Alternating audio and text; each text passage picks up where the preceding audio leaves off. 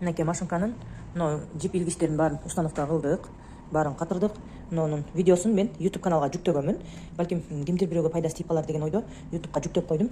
Азыр мен муну педальга улаштырышым керек. Муну болуту чыккан мына жерди мына жерге кадайбыз.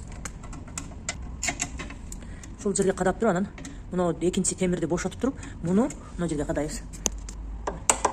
Ушул жерге кадайбыз. Анан бул жерге мынабу бапка көтөргүчтү ушул жерге коебуз. Биз азыр муну орнотобуз, мына эки темирди.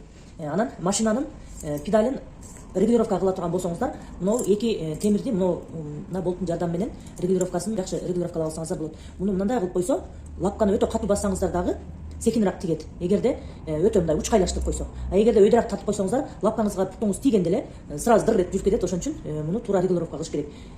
Азыр ушуларды катырып көрсөтөм. Бул темирди кадаганда мындай кичинекей шайбасы бар. Жана мына болт менен катырабыз.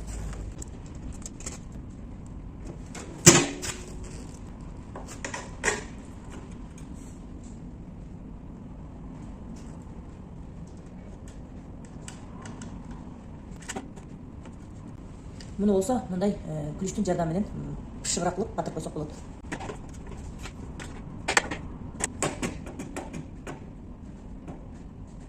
Мына педалды өтө өйдө бийик кылбашыбыз керек. Мындай кылсак анда бутубуз тийгенде өтө мына жерди ылдыйга катуу тартып салса өтө тез жүрүп кетет. Ошон үчүн мына жердеги темирди бири-бирине мындай бири-бирине кайчалашкан жерин бир аз бошураак кылабыз дагы, мына педалды ушундай бийиктикте гана кылабыз.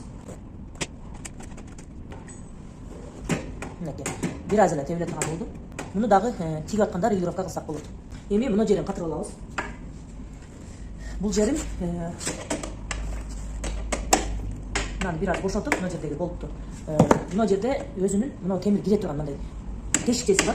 Ушул жерге мындай киргизип туруп, анан ылдыйраак кылып туруп эле мына болтту катырып койсок болду.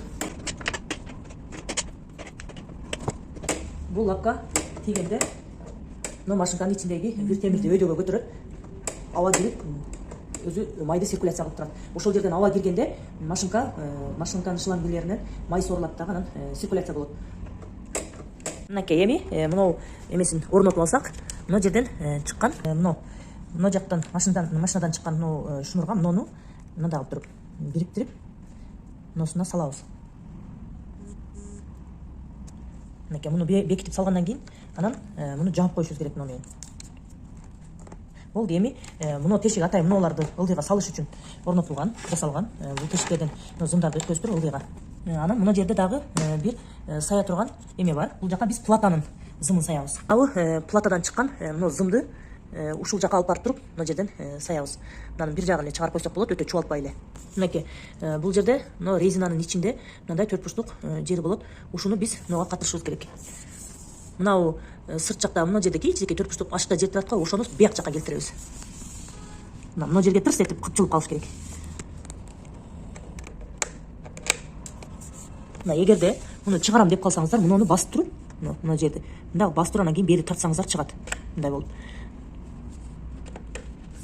Эми вдруг машинаны нар жак бер жака жылдырып, бир жактарга көчүрөм деп калсаңыздар, мынантип мага окшоп үйдөгү машинканы ушинтип разбирать этип, даярдап, анан алып барып койчу деп күйөөңө жалдырап, суранып отуруп, анан кийин ушинтесин установкасын өзүм эле кылып алам деп мойнума илип алдым эле. Эми мына установкаларды бүтүрсөм, Кудай буюрса, мына бир машина, мына эки, бирөөсү вообще ачыл элек, нар жакта, ошол жакта турат. Анан мына эки машинка, үйдөн келген эки машинканы үстүлөрүн кийгизишим керек.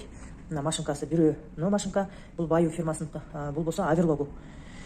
Бул болсо Jazz деген фирманыкы экен. Мынакей ушинтип машиналарды биз баарын буюрса даярдап установка кылып алдык. Альхамдулиллах.